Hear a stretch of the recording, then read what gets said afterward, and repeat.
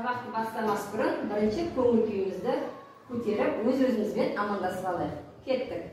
Амансың ба, алдымыз, амансың ба, достарым, амансың ба, ұстазым, сізді көрсем қуанам. Өте тамаша отырамыз. Мен де сендерді көрсем қатты қуанам. Қазір бізде қазақ тіл сабағы, қазақ тіл оқулығымызды, дәптерімізді түгел алып, бәріміз маған қараймыз. Біз бүгін сабағымыздың мақсатын түсіндіріп кетейін. Бүгін біз сөйлем түрлерін анықтауды үйренетін боламыз, және дерек көздерден мәліметті табуды үйренеміз. Олай болса, маған жақсылап экранға қарап назар аударыңдар, үй жұмысын тексеремін. Өткен сабақты бір есімізге түсірейік. Мен бастаймыз, сен жалғастыр деген ойын арқылы сабағымызды еске түсіреміз. Бірінші, тек қана қолымызды көтереміз. Мен өйткені сендерге бал беріп отыруым керек. Сөйлем аяқталған ойды бүйтеміз. Сөйлем аяқталған ойды дейміз. Ең соңында нүкте қойылады. Жоқ, сұраққа қара. Сөйлем аяқталған ойды білдіреді. Там от шашымен тамаша, өте тамаша. Алалым. Келесі, екінші.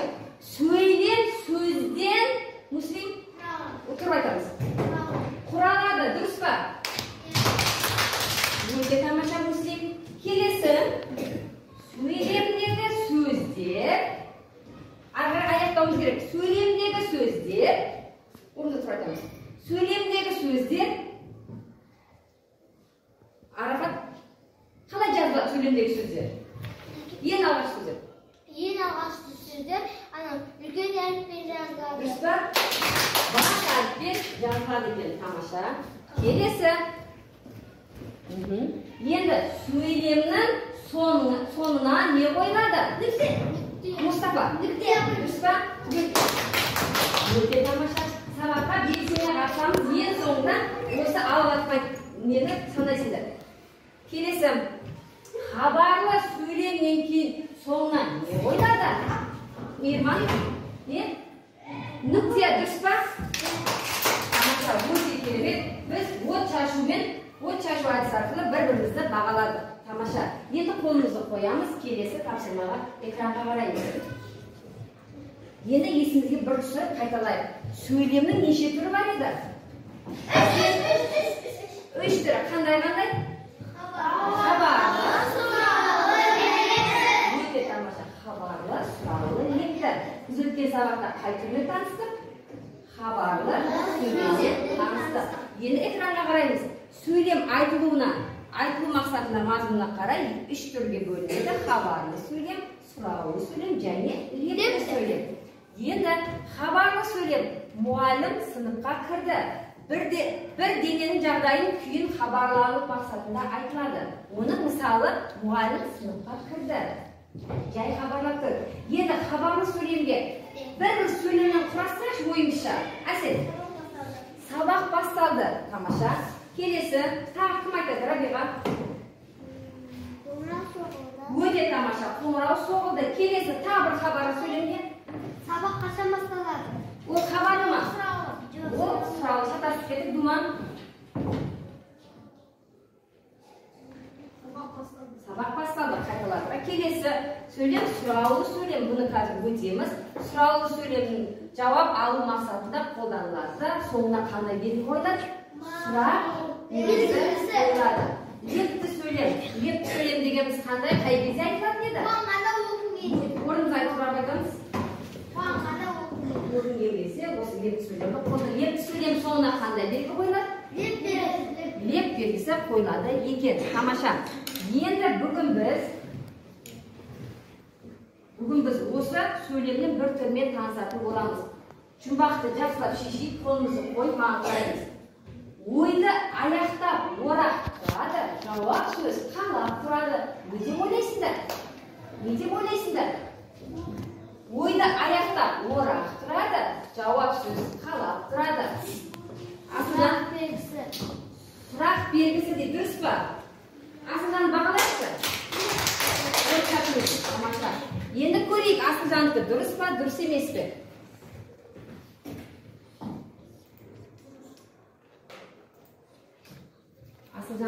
енді қазір Асылжанның жауабы қандай екен?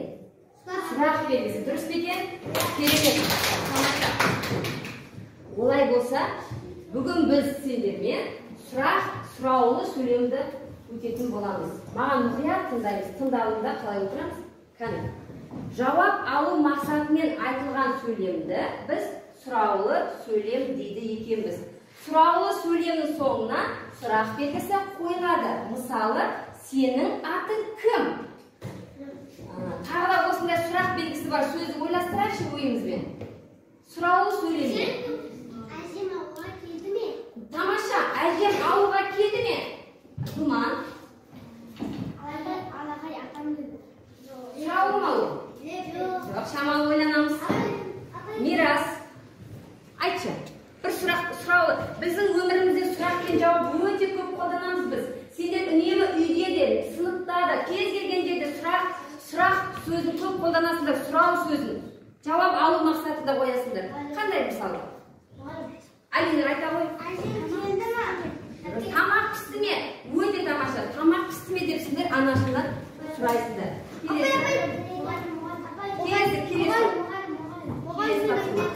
Енді оқулығымызды ашамыз. Оқулығымызды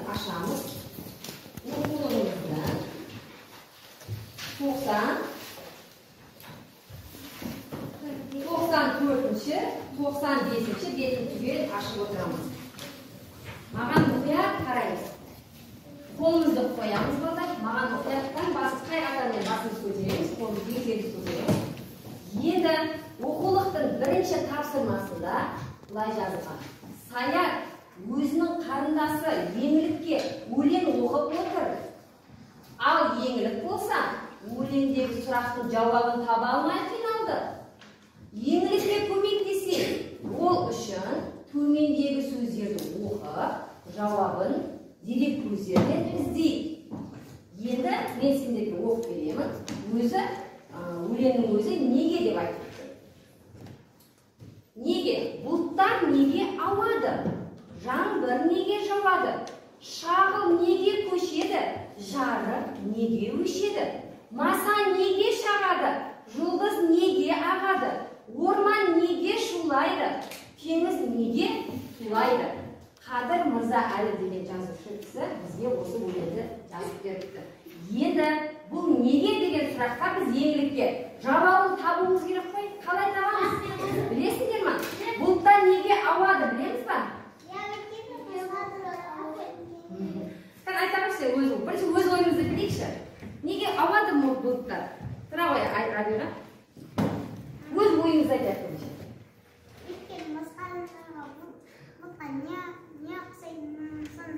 Тағы қалай ойлайсың? Бұлттар неге ауады? Мұстап айтып берші. Дұрыс, Мұстапа көлеңке болсын. Тамаша тағы да. Болады ғой күн. Сол үйде ауып тұрады ғой. Сосын жаңбыр жауғанда да ауады ғой. Ал жаңбыр неге жауады? Жаңбыр неге жауады? Өйткені гүл өскенде. Дұрыс, біз енді жаңбырдың суымен айтып жатсыңдар сіздер. Жарық неге өшеді? Өйткені дала қап-қара болып қалады. Не үшін жарық өшеді? Өйткені анау ақшасын төлемесе Тағы да басқа қандай муслим неге жарық өшеді? Міне, папа жарық тастайды. Неге Мұстафа жарық неге өшеді? қара болды оны жарық тастайды. Жоқ, тағы да. Енді сендер дұрыс, свет не үшін өшеді деп соны сұрап отырмын ба сендер? Жарық деп. Енді мұқият маған қараймыз. Мен сендерге айтамын. Жауаптарын тыңдаңдар. Дұрыс, сендердің жауаптарың өте керемет. Сендер өз ойларыңды айттыңдар. Енді мен сендерге түсіндірейін. Бұлттар неге ауады? Бұл ертең үлкейген кезде жаратылыстану пәнінде сендер ары қарай осыны өтетін боласыңдар. Бұл ауа массасының ағыны әсерінен қозғалады екен. Ауа массасының әсерінен. Үлкен сыныпта біз бұны жалғастырып оқитын боласыңдар. Жаңбыр неге жауады? Бұл судың физикалық құбылысы. Жер бетіндегі сулар, мұхиттар, теңіз өзендерден күннің ысуымен су буға айналады. Күн қатты ысығаннан су буға айналады да, сосын атмосферада салқындап жаңбыр жауады екен. Ары қарай Шағыл неге көшеді? Шағыл дегеніміз не? Үйілген құм. Құм болады, үйіп қояды. Шағыл неге көшеді? Бұл үйілген құм қатты дауылдан кейін көшеді. Мына үйіліп тұрған құмды көрсеңдер, қатты жел болса ұшып кетеді, көргенсіңдер ме сондайды? Соны шағыл дейді екенбіз. Ал жарық неге өшеді? Жаңа айтып жатсыздар. Жарық неге өшеді? Электр тоғы дұрыс болмаса өшеді. Егер электр тоғымызда бір ақау болса, біздің жарығымыз өшіп қалады, жанбай қалады. Ол техникаға байланысты. Жұлдыз неге ағады? Табиғат құбылысы бұлда. Табиғатта болатын құбылыс. Маса неге шағады? Тербеген кезде шағады маса. Орман неге шулайды? Өйткені орман ішінде не бар? Жануарлар бар. Неше түрлі жануарлар дыбыс шығарған кезде орман ішінде шу болады екен. Теңіз неге тулайды? Атмосферада суды қорғайды екен. Түсінікті ме? Тамаша. Олай болса дәптерін, міне, бұл Қадыр Мырза әлінің сіздерге түсіндіріп кетейін. Бұл ақын жазушы. Қадыр Мырза әлі ағамыз, міне көріңдер, жаңа месіндегі неге деген сөздің авторы 1935 жылы 5 қаңтарда туылған, бірінші жинағы көктем деп аталады. Ақын өлеңдерді Балдырған журналында басылып шығарған. Қадыр Мырза әлінің көптеген өлеңдері бар. Барлық тілде, ағылшын тілінде өлеңдері бар. Француз, неміс, поляк, болгар тілдеріндегі өлеңдердің баламасын аударған, қазақшаға аударған бұл кісі. Қадыр Мырза әлі деген кісіні танып алыңдар. Енді орнымыздан тұрып, бір сергіп алайық. Жаңа мен сендерге айттым, сұрау сөйлем соңына сұрақ белгісі қойылады. Бір жағдайдың жауабын білу мақсатында, жауап алу мақсатында қолданады дедім. Енді сергітусатын былай ұйымдастырамыз. Мен сөйлемді оқимын, егер нүкте болса, орнымызға отырамыз, сөйлемді оқыған кезде. Егер сұраулы сөйлем болса, орнымыздан тұрамыз. Түсінікті ме? Мен ол сөйлемді қазір оқитын боламын. Нүкте болса, отырамыз, сұраулы сөйлем болса, тұрамыз. Сұраулы сөйлемде тұрамыз, нүктеде ғана отырамыз. Бүгін қай күн? Бүгін қай күн? Міне қараңдаршы, сұраулы сөйлем болса, тұрамыз, сұраулы сөйлемде тұрамыз. Неде? Нүктесі бар сөйлемде отырамыз. Бүгін қай күн? Ертең сағат 10-да шығамын. Ертең сағат 10-да шығамын. Аяулым жарысқа бармайтын болды. Аяулым жарысқа бармайтын болды. Сенің туған күнің қай күн? Жазғы уақытта тауға шығамыз. Ауылға қар жауды ма? Ахмет, сен кітабыңды алып келдің бе? Дүйсенбі күні ата-аналар жиналысы болады. Мектепте бүгін үйірме болады ма? Мен ертең сабаққа бармаймын. Тамаша, біз нені түсіндік? Біз қалай білдік? Сұраулы сөйлем мен қабағын сөйлем қалай ажыраттыңдар, айтыңызшы ма? Сұраулы сөйлемде сұрақ білет ал нүкте қойылатын Дұрыс, дауыс дикциясына байланысты біліп отырдыңдар. Тамаша. Олай болса, дәптермен жұмыс, дәптерімізді ашамыз, бүгінгі күнді жазамыз. Қарашаның 24-і сынып жұмысы. Сұраулы сөйлем.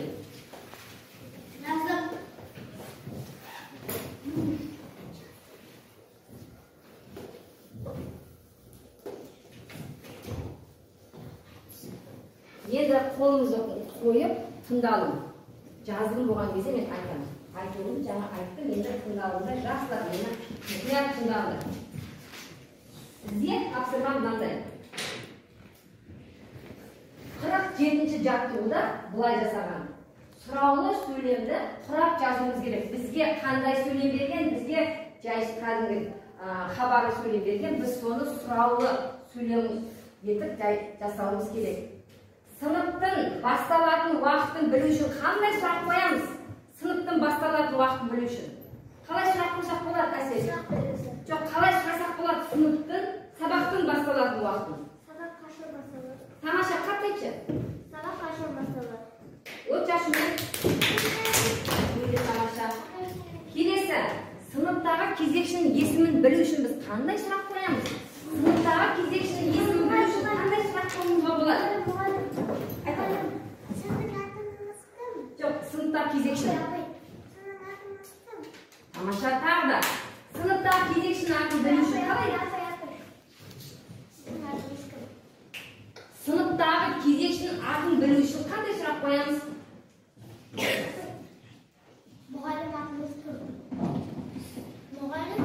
Бүгін сыныпта кім кезекші деп сұрақ қоямыз ғой? Кезекшінің атын білу үшін сыныпта бүгін кім кезекші деп айтсақ та болады, ары қарай отыра ғой.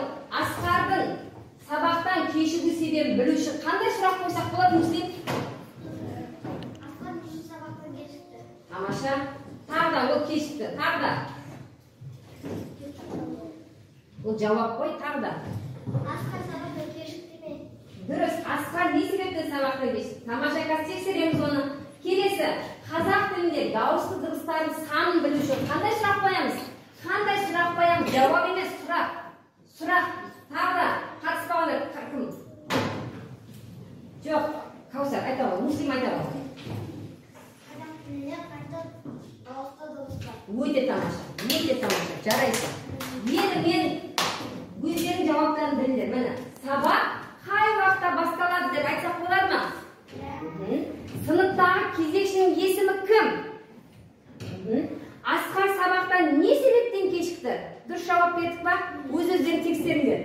Қазақ тіліндегі дауысты дыбыстардың саны нешеу деп қойсақ та болады екен. Енді дәптерімізге осын жазамыз, сұрақ қылып. 47-ші жаттығу. Көркем етіп жазамыз балдар.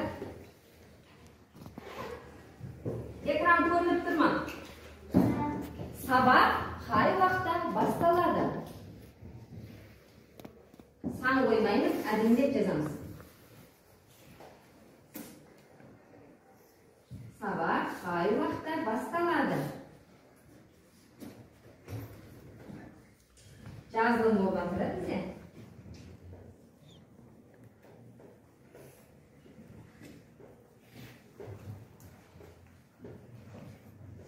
Мен біреуін ғана көрсетемін, қалғанын өзіңіз жазамыз.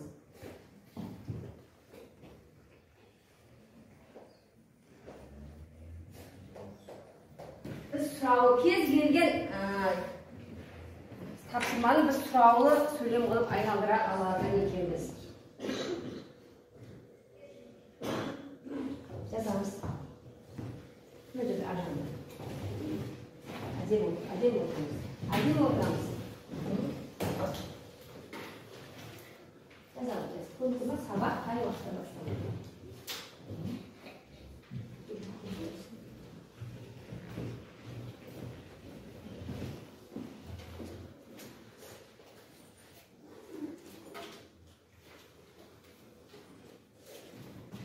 Сабақ қай уақытта басталады?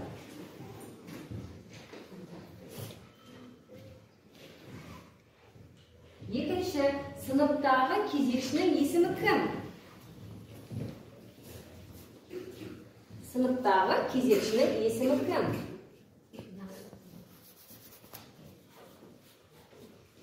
Сыныптағы кезекшінің есімі кім?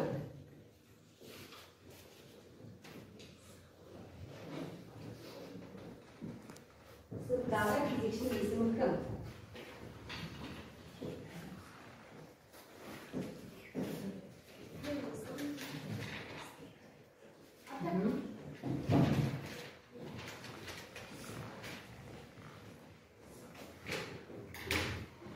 Үшінші сұрағымыз, Асқар сабақтан не себептен кешікті? Сендер сабақтан кешіккенде мен сұраймын, сендер не себептен кешікті деп, себебін білу үшін. Немесе аналарын сұрайды, сабақтан не себептен кешігіп келдің үйге деп. Демек, жауап алу мақсатында біз сұраулы сөйлемді қояды екенбіз.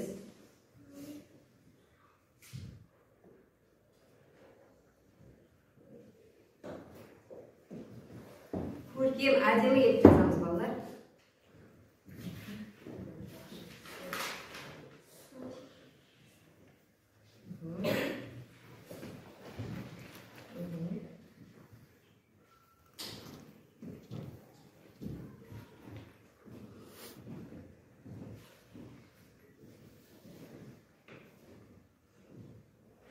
әдемі айтып жазамыз.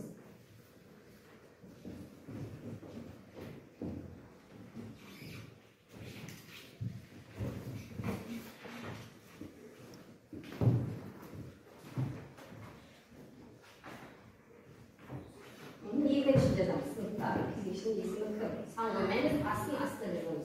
Сиса да астына жазамыз. Өйткені әр сөйлем әртүрлі.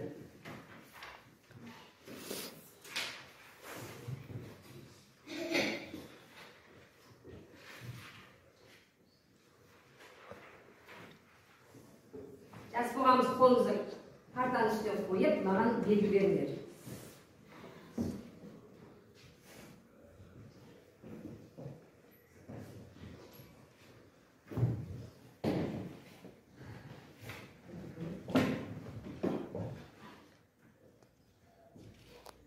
Біз білдік па балалар, сұраулы сөйлемнің соңына қандай белгі қойылады екен? Сұраулы сөйлемнің соңына сұрақ белгісі, лепті сөйлем соңына, ал хабарлы сөйлем соңына белгі қойылады екен. Соны ажырата аламыз ба? Біз тапсырма орындаған кезде оқып отырып, қандай белгі, не айтып тұрғанын біліп, соңынан нүкте ма, сұраулы сөйлем ба, леп белгісі ма қоюды ажырата аламыз ба? Біздердің ішінде отырып. Жоқ, астынан. Енді мен бір тапсырма айтсам, сіздер орында айтыңдаршы, маған сұраулы оқып беріңдерші сол сөйлемді. Күн жылы. Бүгін күн жылы.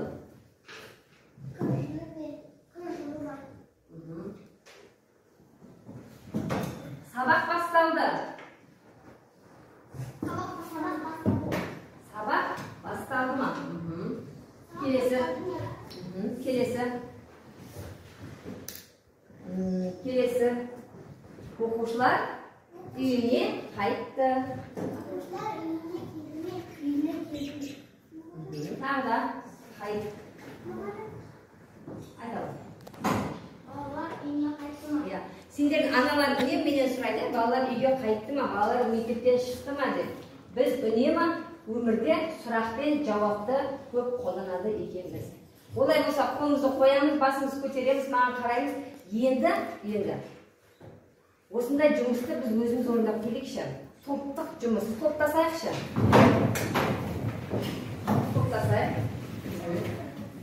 Топтасамыз.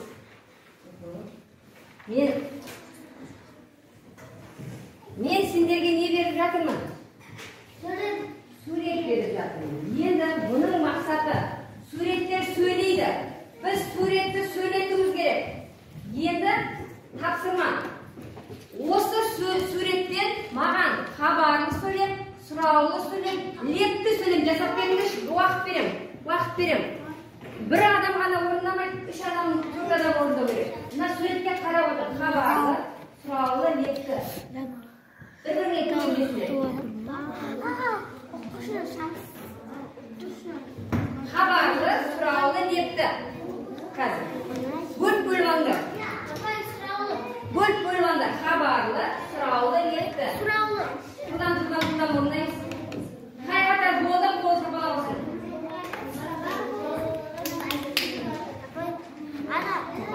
Нағатар хабарлы айтамын. Суретті көрсетті маған айтшы. Мұғалім оқушыларға сабақ үйретті дейді. Бұл қандай сөйлем? Хабарлы сөйлем. Тамаша, қарақарасың.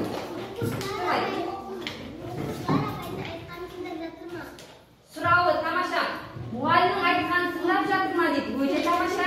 Енді леп қылып жіберіңдерші. Нағатар жақсы. Нағатар. Енді бұл қандай сөйлем? Хабарлы. Енді сұраулы дағыдыршы осы жерде. Қалай сұрайсыңдар? Суреттер сөйлейді, сурет сөйлеу керек, қа? Бір-біріне көмектесін. Қарап тұр қасына. Қарап тұр бір-біріне. Көмектесін бір-біріне.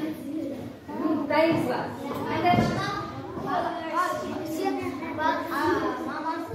Анасы?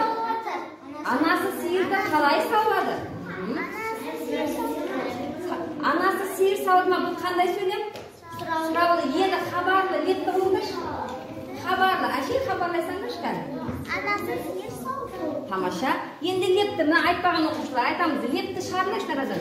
Қандай лепті сөйлем? Алақай сиыр сауды. Тағы да. Лепті сөйлем құрасыршы, Мирас. Ақсар, қандай лепті сөйлем құрасыршы? Қатты. Лепті деп сөйлем. Лепті сөйлем. Лепті сөйлем. Ал айта ойна. Хабарды, лепті айтшы. Сендеші лепті сөйлем. Лепті сөйлем шықты ма?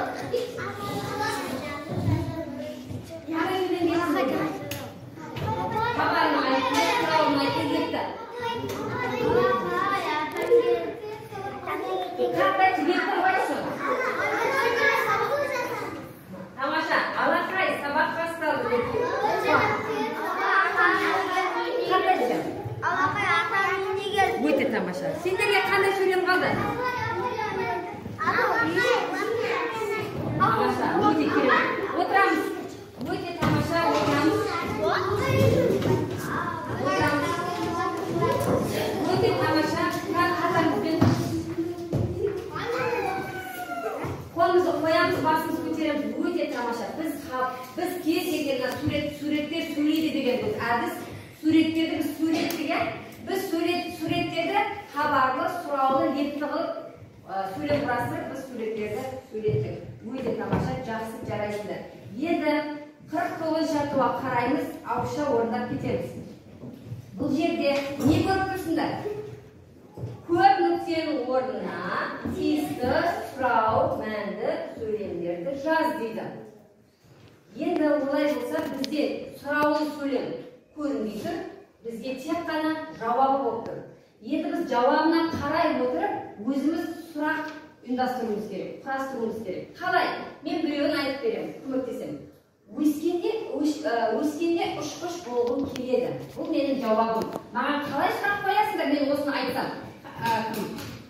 Мен осыны айтсам, өскенде ұшқыш болғым келеді десем, сендер маған қалай сұрақ қояр едіңдер? Рабиға. Өте тамаша, қан? Тамаша, мына сабаққа үнемі қатысып отырған оқушылар, қатыспай отырған оқушылар қатысамыз. Нанын жинаймыз. Біз қолымыздағы смайликтерді жинауымыз керек, сонымен бағаланасымен. Өте тамаша. Келесі. Енді ұшқыш болу үшін батыл болу керек. Осыған сұрақ табыңдаршы, Мұстафа. Ұшқыш болу үшін батыл болу керек. Сұрақ қойшы. Мен жауап айттымын, сен сұрақ айтшы. Ұшқыш болу үшін батыл болу керек. Қалай айтамыз? Қалай сұрақ қыламыз? Сұрақ қойшма. Ұшқыш болу үшін батыл болу керек. Қалай айтсақ болады осыған? Тағы. Асылжан. Ұшқыш болу үшін шампасқа білу керек. Жоқ, маған сұрақ қысаңдаршы осыны. Ұшқыш болу үшін батыл болу керек.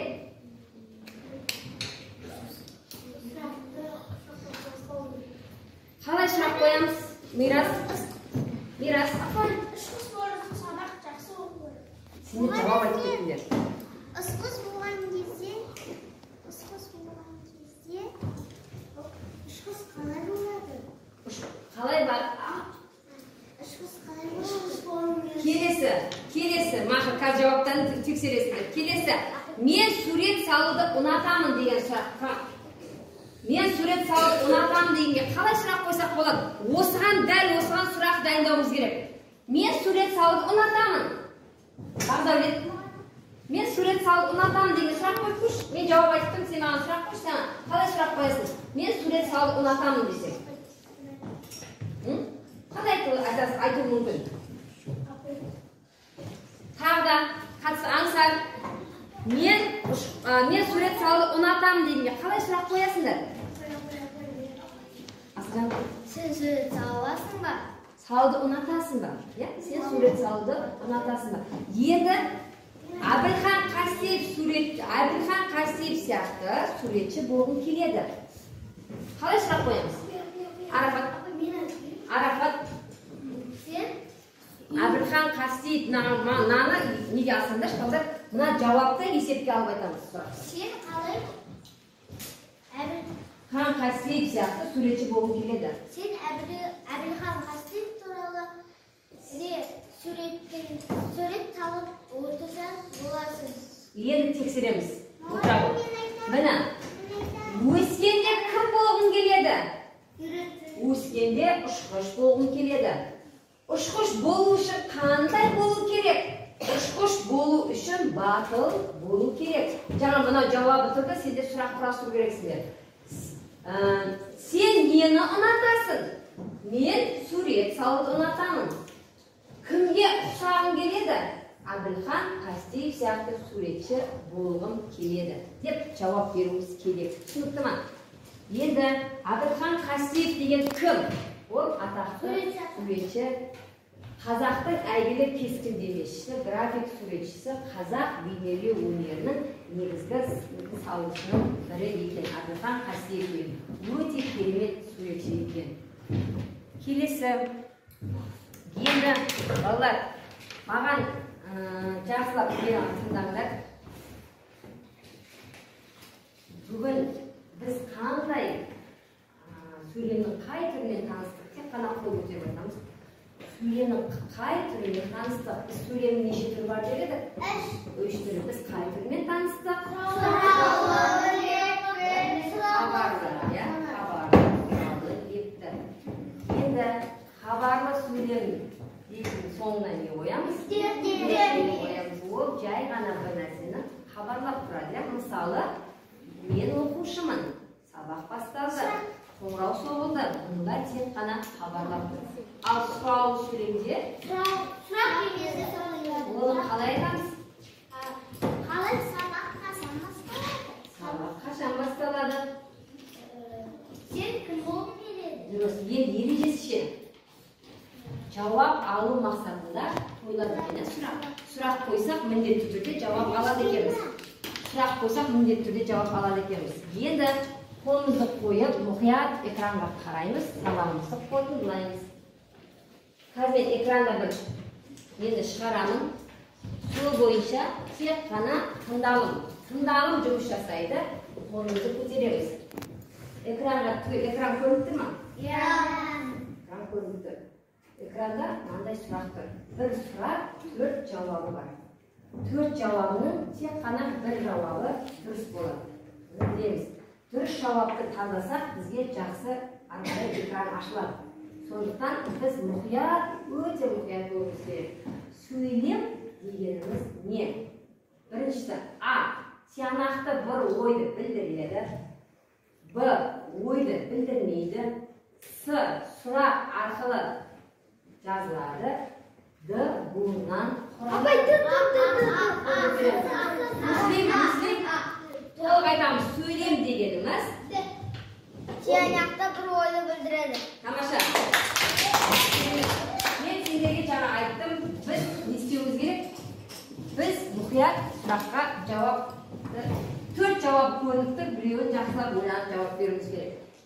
Мен қазір басып көремін, егер дұрыс болса жасыл жанады, дұрыс болмаса бізді өткізбейді, қызыл жанады. Муслим А деді. Дұрыс па? Дұрыс.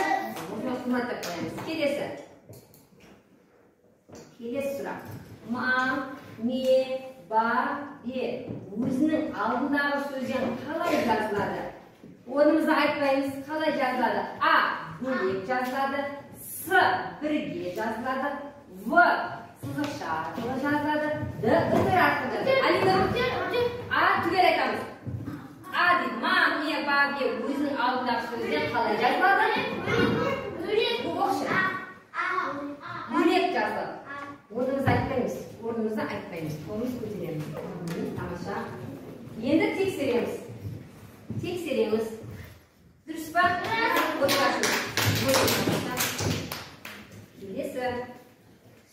Орнымызды айтпаймыз. Кім орында айтса, соның балы кем кетеді.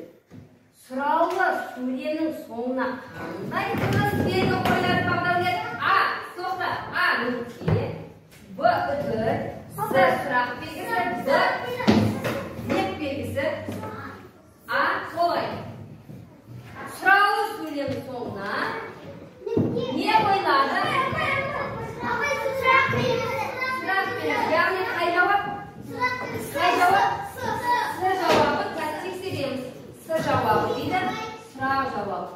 сұрау сөйлемге қолымызды ығамыз. Отбасымен бізге тамаша деген күліп тұрған смайликті не істеді?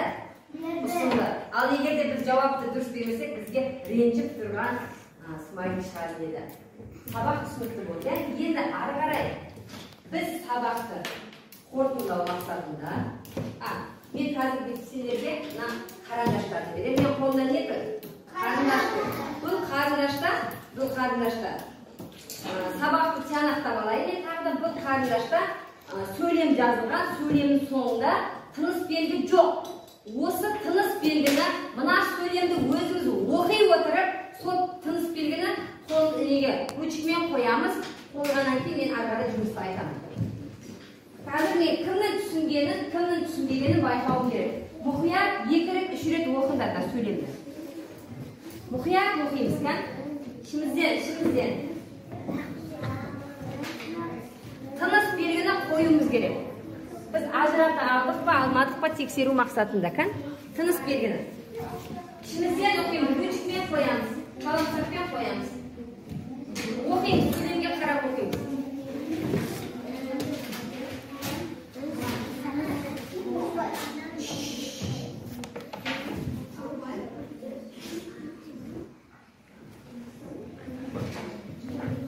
Уақыт беремін, тез-тез.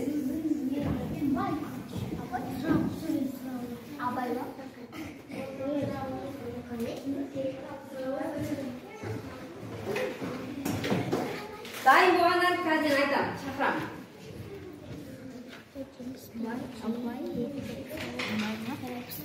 Тыныс белгіні қойымды. Біз тыныс белгіні дұрыс қою үшін дұрыс оқуымыз керек. Дұрыс оқуымыз керек.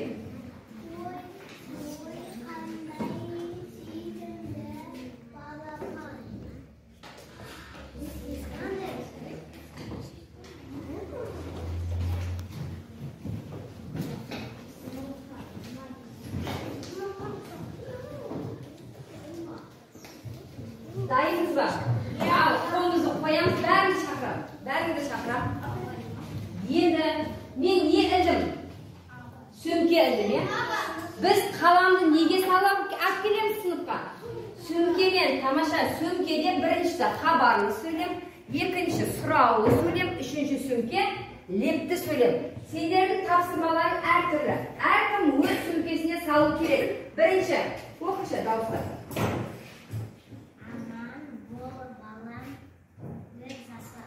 Аман бол балам, көп жаса. Бағдаулет, бұны сұраулы сөйлем депті. Дұрыс па Бағдаулетті? Бағдаулет, аман бол балам, көп жаса. Көп жаса. Қандай сөйлем қорады? Көп жаса, батасын беріп атыр әже. Леп сөйлем, тамаша. Шамал шатастың келесі. Қандай сөйлем? Тамаша, сала бол. Сал, өзің неңе сал, сөмкеңе сал. Өз сөмкеңе сал. Хабарлы ма, лепті ма, сұраулы ма? Келесі.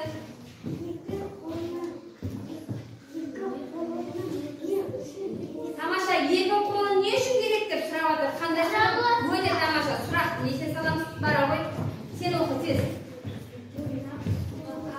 Қандай? Сүйкімді балапан. Ой, қандай сүйкімді балапан? Қандай сөзге саламыз? Қандай сөмкеге саламыз? Жүк бара ғой. Келесі.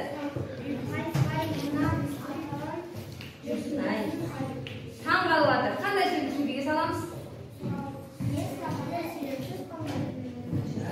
Саламыз. Келесі.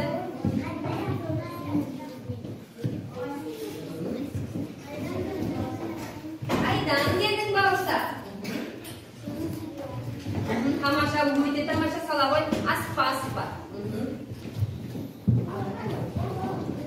Абайға мұғалім.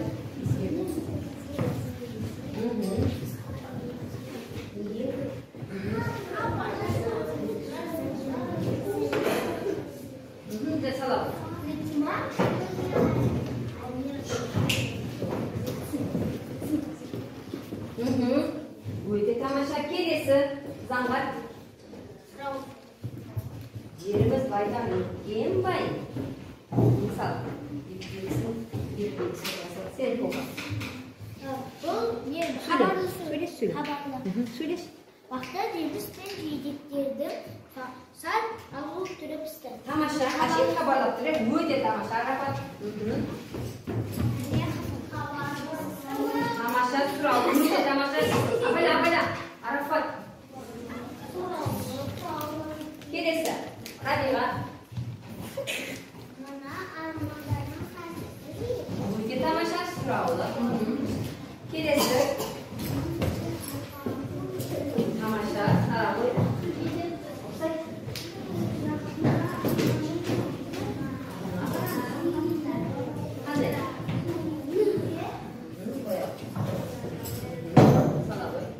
Қайсыған саласың?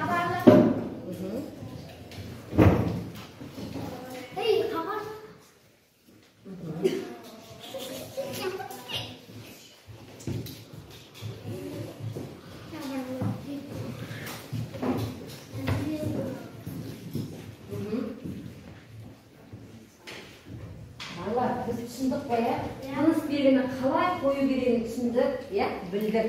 Бүгін сабағымыз қандай сабақ болды сонымен? Сұраулы сөйлем болды. Сұраулы сөйлемді біз қай кезде қолданады екенбіз?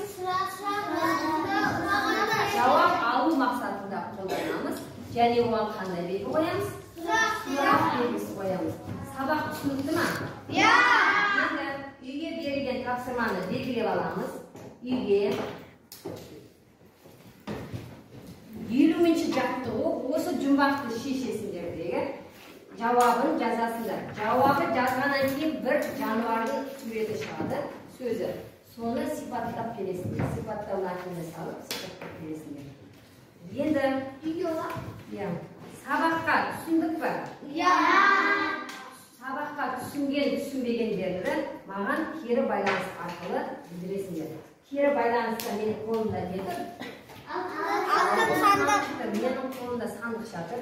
Осы сандықшаның ішінде менде тиын салынған. Бұл тиында сендер аласыңдардағы нәй жерде тұрған сандықшаға үйрендім. Егер үйрендім деген ұяшыққа барасыңдар. Қолынан келді. Сен тапсырманы орындай алсаң, қолынан келді дегенге сандықшаға саласыңдар. Ал егер сабақты мұқият толық түсіне алмасаңдар, мен сабақтан кейін сол оқушымен жұмыс жасаймын. Ол оқушы маған қиын болды. Мен тапсырманы түсіне алмадым деген сандықшаға осы тиынды салады. Сол кезде мен соған қарай сол оқушымен жұмыс жасайтын боламын. Түсінікті ма? Енді бірінші қатардан келіп осыған сала қоямын.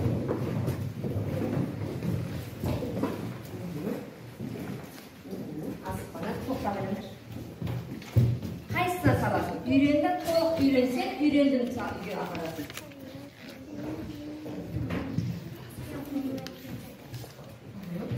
Тоқтап алыңдар. Отыра қойда болғандар. Келесі қатардың оқушылары. Асықпайын, тоқтан абайлыңдар.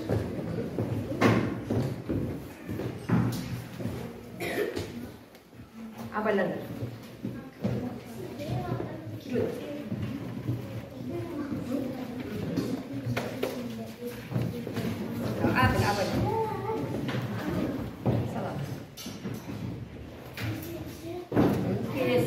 Келесі қатар.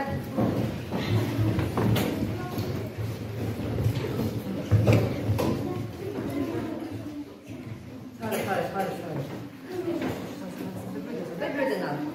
Салап. Бір-бірден ал. Жетет барлықтарына, жетет.